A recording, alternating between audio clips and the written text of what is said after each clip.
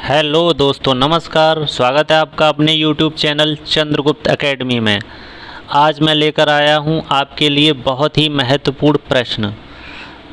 ये सभी प्रश्न मैं आपको फैक्ट और ट्रिक के साथ समझाऊंगा, जिससे आपको आसानी से समझ में आएंगे और आप इनको कभी भूलेंगे नहीं। ये सारे क्वेश्चंस आगे आने वाली प्रतियोगी परीक्षाओं में आपके लिए बहुत ही हितकारी साबित होंगे। तो आइए शुरुआत करते हैं आपके पहले क्वेश्चन से। आपका पहला क्वेश्चन है,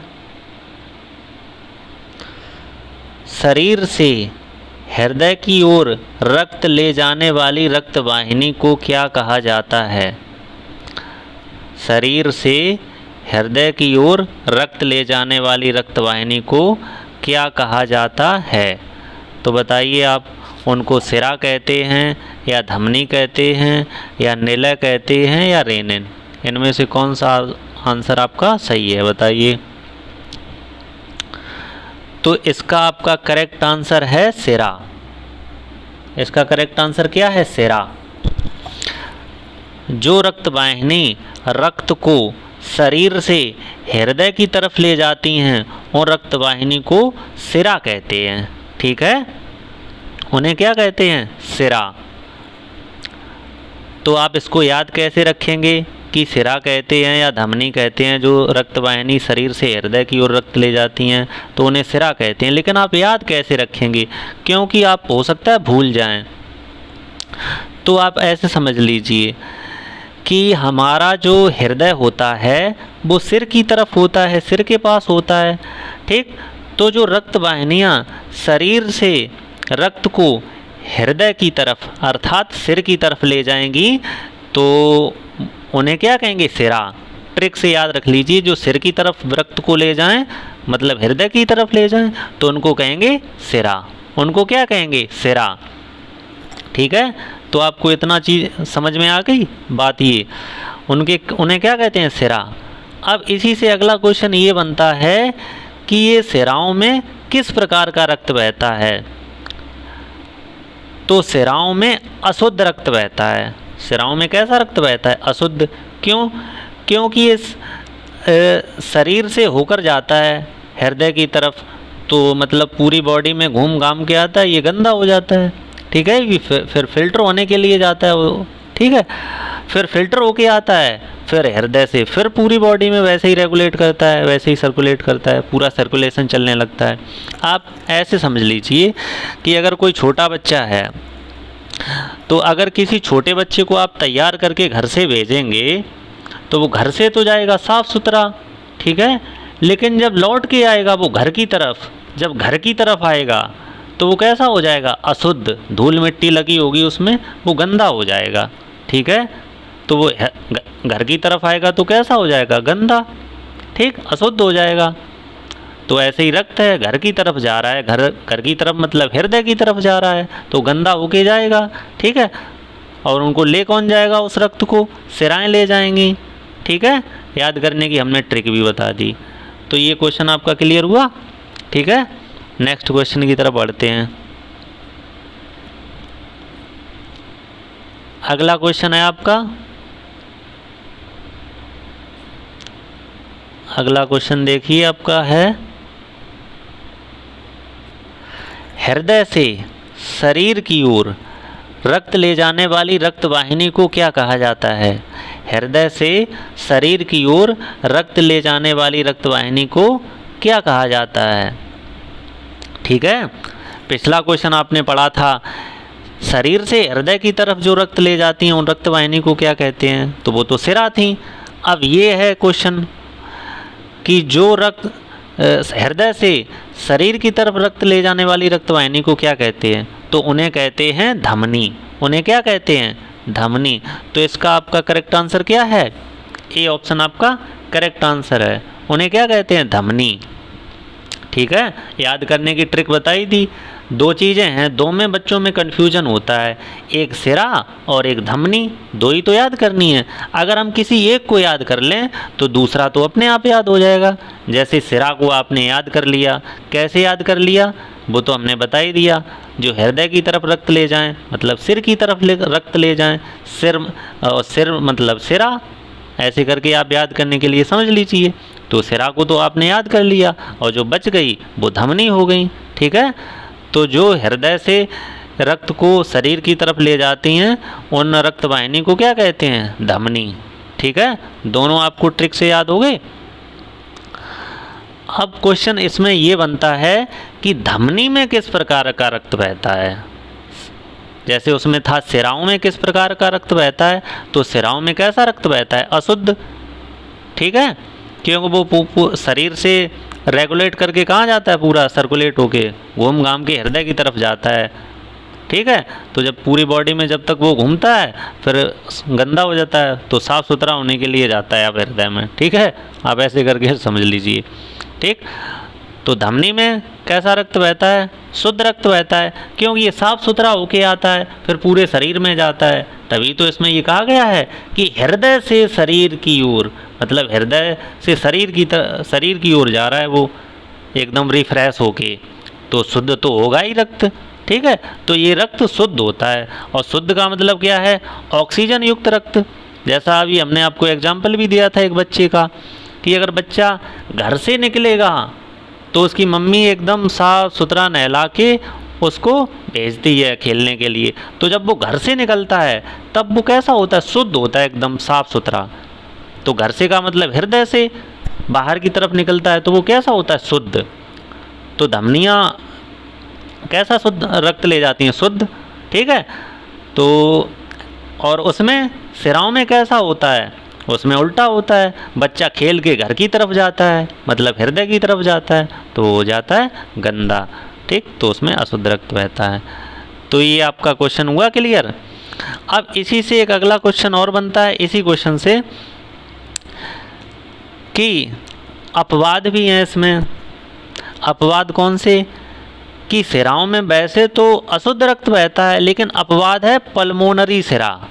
पल्मोनरी सिरा क्या है? अपवाद है, ठीक है। पल्मोनरी सिरा, पल्मोनरी सिरा, वैसे तो सिराओं में अशुद्ध रक्त बहता है, लेकिन पल्मोनरी सिरा अपवाद है। इसमें कैसा रक्त बहता है? इसमें बहता है शुद्ध रक्त। कैसा बहता है रक्त? शुद्ध रक्त बहता है पल्मोनरी सिरा में, ठीक है। पल्मोनरी सिरा में कैसा रक्त बहता है? शुद्ध रक्त। ऐसे ही धमनी का अपवाद है। जैसे धमनी में कैसा रक्त बहता है? शुद्ध रक्त बहता है, लेकिन जो पल्मोनरी धमनी होती है, ठीक है, कौन सी होती है? जो पल्मोनरी धमनी, पल्मोनरी धमनी, पल्मोनरी धमनी, उसमें कैसा रक्त बहता है? उसमें अशुद्ध रक्त बहता है, ठीक है।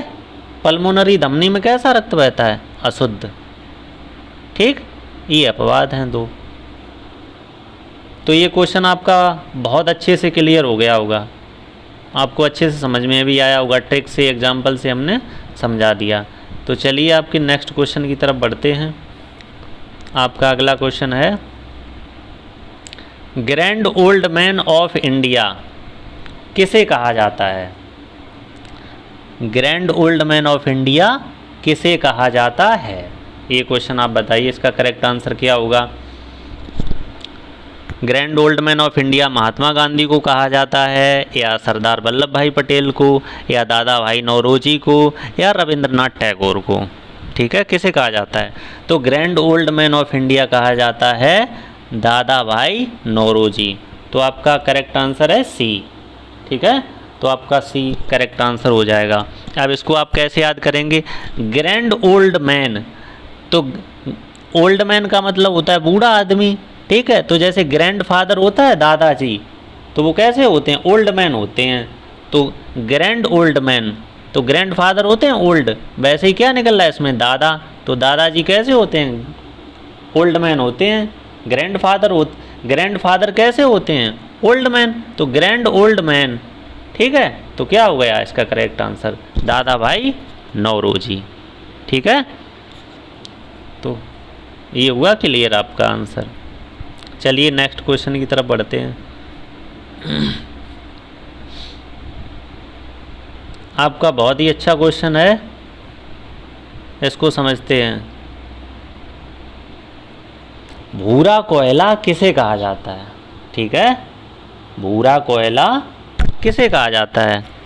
बताइए आप। एंथ्रासाइट या पीट या बिटुमिनस या लिग्नाइट? भूरा कोयला किसको कहा जाता है बताइए। एंथ्रासाइट को कहा जाता है, या पीट कोयले को कहा जाता है, या बिटुमिनस कोयले को कहा जाता है, या लिग्नाइट को कहा जाता है? तो भूरा कोयला कहा जाता है लिग्नाइट को। भूरा कोयला किसको कहा जाता है? लिग्नाइट को। ठीक है, तो आपका करेक्ट आंसर हो जाएगा डी। डी आपका करेक्ट आंसर है, लिग्नाइट। तो भूरा कोयला किसको कहा जाता है? लिग्नाइट को। क्योंकि इसका कलर होता है ब्राउन कलर का होता है, ये रंग में भूरा होता है, इसलिए इसको कहा जाता है भूरा कोयला। अब देखिए, कोयले को कार्बन के आधार पर, कार्बन की मात्रा के आधार पर 4 भागों में विभाजित किया गया है। ठीक है, कौन से 4 भागों में? ए बी ली पी। ठीक है, ए बी ली पी, ये ला बना है।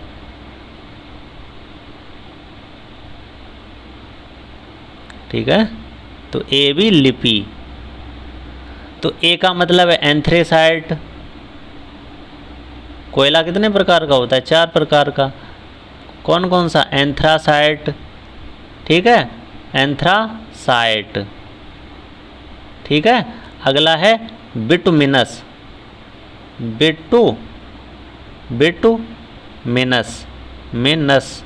बिटुमिनस। ये है लिग्नाइट। ठीक है, और ये है पीट कोयला। चौथा कौन सा है? पीट कोयला। ठीक, अब आप इनके बारे में, सभी के बारे में हम थोड़ा बता दें। ठीक है, जैसे अभी हमने ट्रिक बताई, ए बी लिपि, ए बी लिपि। तो ए बी लिपि, ए बी लिपि। ए का मतलब है एंथ्रासाइट, ये मतलब है ए का। बी का मतलब है बिटुमिनस, और ली का मतलब है लिग्नाइट, और पी का मतलब है पीट कोयला। ठीक है, तो ये कोयले 4 प्रकार के होते हैं। सबसे अच्छा कोयला होता है एंथ्रासाइट। ठीक है, उससे कम अच्छा होता है बिटुमिनस, उससे कम अच्छा होता है लिग्नाइट, और सबसे ही ख़राब कोयला होता है पीट कोयला। ठीक है, तो अगर हम बात करें, सबसे पहले नंबर पे पीट कोयले की बात करते हैं। ठीक है, पीट कोयला जो है ये सबसे निम्न किस्म का कोयला होता है, क्योंकि इसमें कार्बन की मात्रा लगभग 50 से 60% होती है, एवं ये जलने पर बहुत अधिक मात्रा में राख छोड़ता है और धुआं भी। ये जल जाता है तो उसके बाद बहुत ज़्यादा मात्रा में राख बनती है और धुआं भी बहुत निकलता है। तो ये बहुत ही निम्न कोटि का, सबसे घटिया आप कह सकते हैं कोयला है पीट कोयला। ठीक है, और जो लिग्नाइट कोयला है, जिसको भूरा कोयला कहते हैं, उसमें कार्बन की मात्रा लगभग 60 से 70% होती है। इसमें लिग्नाइट में, जो भूरा कोयला जिसको हम लोग कहते हैं, इसमें, ठीक है, इसमें मात्रा कितनी होती है कार्बन की? 60 से 70%। और इसका रंग जो है भूरा होता है, ब्राउन कलर का, और इसमें जल वाष्प की मात्रा भी अधिक होती है। ठीक है, और तीसरा आपका कोयला है बिटुमिनस। इसमें कार्बन की मात्रा 75 से 85% होती है। बिटुमिनस में कार्बन की मात्रा 75 से 85% होती है। इसे मुलायम कोयला भी कहा जाता है। बिटुमिनस को क्या कहा जाता है? इसको, बिटुमिनस को मुलायम कोयला। ठीक है, घरेलू कामों में इसका यूज किया जाता है। ठीक है, तीसरा आपका एंथ्रासाइट। ये एंथ्रासाइट कोयला, इसमें कार्बन की मात्रा 90% से अधिक होती है। ठीक है। ये सबसे उच्च कोटि का कोयला होता है, अर्थात सबसे अच्छा कोयला यही होता है, एंथ्रासाइट। ठीक है। इसमें बहुत कम मात्रा में राख बनती है और धुआं भी बहुत कम निकलता है। ठीक है। और ये पीट कोयला तो आपको बता दिया। ठीक है। पीट कोयला क्या हुआ है, ये इसमें कार्बन की मात्रा जो है 50 से 60% होती है और धुआं बहुत निकलता है और राख बचती है, तो सबसे घटिया कोयला ये होता है। कोयले को उद्योग की रोटी भी कहा जाता है। कोयले को क्या कहा जाता है, ये समझना बहुत इंपॉर्टेंट पॉइंट है। कोयले को उद्योग की रोटी कहा जाता है और कोयले को काला सोना भी कहा जाता है। ठीक है। तो ये सारे क्वेश्चंस आपके क्लियर हुए। चलिए नेक्स्ट क्वेश्चन की तरफ बढ़ते हैं। अगला क्वेश्चन है आपका, माई experiments with truth. My experiments with truth, इसके लेखक कौन हैं, बताइए आप लोग इसका answer. My experiment with truth, इसके लेखक कौन हैं,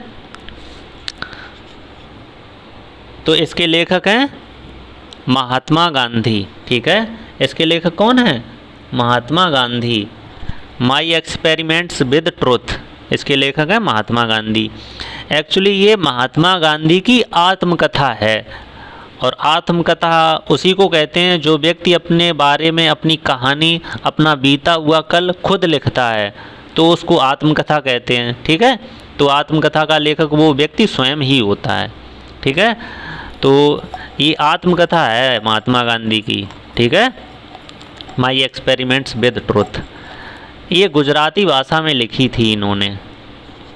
ठीक है। इस पुस्तक को उन्होंने किस भाषा में लिखा था, गुजराती भाषा में। आपको यहाँ कन्फ्यूजन एक हो सकता है, एक इंदिरा गांधी की बुक और है, उसका नाम है माई ट्रुथ। क्या नाम है उसका, माई ट्रुथ। इंदिरा गांधी की एक बुक है माई ट्रुथ। ठीक है। तो आप कंफ्यूज मत हो जाना, माई ट्रुथ पूछा जाए तो वो इंदिरा गांधी की पुस्तक है, और ये बोला जाए कि माई एक्सपेरिमेंट विद ट्रुथ तो वो आत्मकथा है किसकी, महात्मा गांधी की। तो उस पुस्तक के लेखक कौन है, महात्मा गांधी, और माई ट्रुथ के कौन है, इंदिरा गांधी जी हैं। ठीक है। तो ये आपको इतना क्लियर हुआ। चलिए नेक्स्ट क्वेश्चन की तरफ बढ़ते हैं। आपका अगला क्वेश्चन है, किस वित्त आयोग की सिफारिश पर, किस वित्त आयोग की सिफारिश पर त्वरित न्यायालय, जिसको इंग्लिश में क्या कहते हैं, अगर आपको इंग्लिश में बताऊंगा तो आप समझ जाएंगे हाँ ये तो सुना है, लेकिन हिंदी में आपको समझ में नहीं आएगा कि ये त्वरित न्यायालय क्या होता है। ठीक है। तो इसको कहते हैं फास्ट ट्रैक कोर्ट। ठीक है। Fast track court. तो किस वित्त आयोग की सिफारिश पर त्वरित न्यायालय का गठन किया गया था, बताइए आप लोग इसका करेक्ट आंसर क्या होगा। 15वें वित्त आयोग की सिफारिश पर, या 14वें वित्त आयोग की सिफारिश पर, या 11वें वित्त आयोग की सिफारिश पर, या 10वें वित्त आयोग की सिफारिश पर। तो आपका करेक्ट आंसर है D, option number D is the right answer. ठीक है। 10वें वित्त आयोग की सिफारिश पर फास्ट ट्रैक कोर्ट का गठन किया गया था। ठीक है। किस अनुच्छेद के तहत, अनुच्छेद और ये पूछा जाता है, अनुच्छेद 280 के तहत फास्ट ट्रैक कोर्ट का गठन किस अनुच्छेद के तहत किया गया था, 280 के तहत। ठीक है। कौन सा वित्त आयोग था, 11वां वित्त आयोग, ये 10 नहीं है, 11वां वित्त आयोग, ये है ऑप्शन सी आपका, ऑप्शन सी इसमें करेक्ट होगा आपका, 11वां वित्त आयोग। ठीक है। कौन सा होगा, 11वां वित्त आयोग। किस वित्त आयोग की सिफारिश पर त्वरित न्यायालय फास्ट ट्रैक कोर्ट का गठन किया गया था, 11वें वित्त आयोग। ठीक। तो इसका आपका आंसर क्या है, ऑप्शन सी, 11वां वित्त आयोग। ठीक है। अब चलिए इसके बारे में थोड़ा और समझते हैं कि ये वित्त आयोग क्या है। सबसे पहले तो आप समझिए कि वित्त, ये जो क्या नाम, फास्ट ट्रैक कोर्ट, ये क्यों बनाया गया था, उसके बाद आगे कुछ समझाते हैं। फास्ट ट्रैक कोर्ट ये केंद्र सरकार बनाती है, आदेश देती है राज्य सरकार को कि आपके यहाँ जो बहुत सारे केसेस होते हैं वो पेंडिंग में पड़े रहते हैं, 20-20, 25 साल तक, 50 साल तक। तो फास्ट ट्रैक कोर्ट से क्या होगा, तो उन जो लंबित मामले पड़े होते हैं बहुत वर्षों से, तो उनको दिए गए समय में पूरा करवाता है केंद्र सरकार। एक लक्ष्य देता है कि ये फास्ट ट्रैक कोर्ट में आपको इतने मामले इतने समय तक पूरे करने हैं। जैसे आप 1000 मामले हैं जो बहुत पेंडिंग में पड़े हैं, पुराने हैं, तो उनको 2 महीने में, 5 महीने में, या 1 साल में, 2 साल में उनको कंप्लीट करना है। ठीक है, तो फास्ट ट्रैक का इसलिए जो है गठन किया गया था कि लंबित मामलों को जल्दी पूरा किया जा सके। अब फास्ट ट्रैक कोर्ट में और क्या होता है, जैसे किसी महिला का रेप हुआ तो वो मामला फास्ट ट्रैक कोर्ट को दिया जाता है। किसी महिला के साथ अत्याचार हो रहा है तो वो दिया जाता है मामला। या जैसे कोई ज़मीनी विवाद हो, हल्का फुल्का नहीं, जैसे ज़मीनी विवाद का मतलब होता है जैसे अयोध्या का जो विवाद था, अयोध्या मंदिर, राम मंदिर वाला, तो वो फास्ट ट्रैक कोर्ट को ही दिया गया था। तो इस टाइप के जो हाई प्रोफाइल्ड जो केसेस होते हैं वो फास्ट ट्रैक कोर्ट को दिए जाते हैं। तो इसमें चलिए आगे आपको बताते हैं वित्त आयोग के बारे में। अच्छा, वित्त आयोग का गठन कब हुआ था, इसकी स्थापना कब हुई थी? 22 नवंबर 1951 को वित्त आयोग की स्थापना हुई थी। वित्त आयोग का मुख्यालय कहाँ है? नई दिल्ली में। वित्त आयोग का मुख्यालय कहाँ है? नई दिल्ली में। वित्त आयोग के प्रथम अध्यक्ष कौन थे? वित्त आयोग के प्रथम अध्यक्ष थे केसी नियोगी। ठीक है, और वर्तमान में वित्त आयोग के अध्यक्ष कौन हैं? नंद किशोर सिंह, जिन्हें हम लोग NK सिंह के नाम से जानते हैं। ये 15वें वित्त आयोग के अध्यक्ष हैं। किस क्रम के हैं? 15वें वित्त आयोग के अध्यक्ष। ठीक है, किस क्रम के हैं? 15वें वित्त आयोग के अध्यक्ष हैं नंद किशोर सिंह। 2025 तक ये रहेंगे। तो आज मैंने आपको बहुत ही इम्पोर्टेंट क्वेश्चंस करवाए। और ये चीज़ और है एक पॉइंट इसमें कि राष्ट्रपति प्रत्येक 5 वर्ष के लिए वित्त आयोग का गठन करता है। यह अवधि राष्ट्रपति के इच्छा अनुसार घटाई भी जा सकती है। जैसे 5 वर्ष के लिए वित्त आयोग का गठन होता है, तो मान लीजिए 4 वर्ष में ही वो वित्त आयोग पूरा कर दिया, अगले वित्त आयोग का गठन कर दे। ठीक है, तो 5 वर्ष से घटा भी सकते हैं राष्ट्रपति अपनी इच्छा अनुसार। ठीक है, तो आज मैंने आपको बहुत ही महत्वपूर्ण प्रश्न करवाए और इन्हें ट्रिक से और फैक्ट के साथ आपको अच्छे से क्लियर करवा दिया। तो उम्मीद करता हूँ आपको मेरा ये वीडियो अच्छा लगा होगा। अगर आपको अच्छा लगा हो, आपने कुछ नया सीखा हो और आपको लगा हो कुछ यूनिक तरीके से मैंने आपको पढ़ाया है, तो प्लीज़ मेरे वीडियो को लाइक कर देना, चैनल को सब्सक्राइब कर देना और वीडियो को शेयर कर देना। चलिए आज के लिए इतना ही रखते हैं। थैंक यू, नमस्कार, जय हिंद।